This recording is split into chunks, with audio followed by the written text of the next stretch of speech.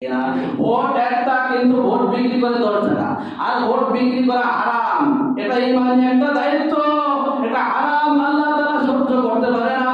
ওই বছর কিন্তু যেই বছর ইলেকশন হয়, ওই বছর আসমান আর জমিন থেকে আল্লাহ তাআলা গজব বেশি নাযিল হয়। কথা বলেন ঠিক কিনা?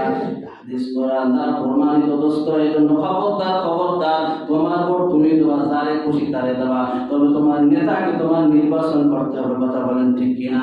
কিয়ামতের ময়দানে যেন এই নেতার সাথে আমার জান্নাতে যাইতে হবে, এমন একজন নেতা তোমার ধরা লাগবে।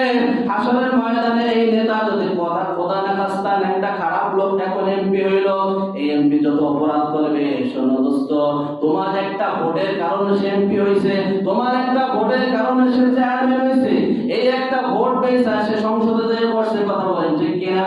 এই যত আকাম করবে, ওই আকামের পার্সেন্টেজ আপনার আমলনামায় অটোমেটিক এসে যাবে।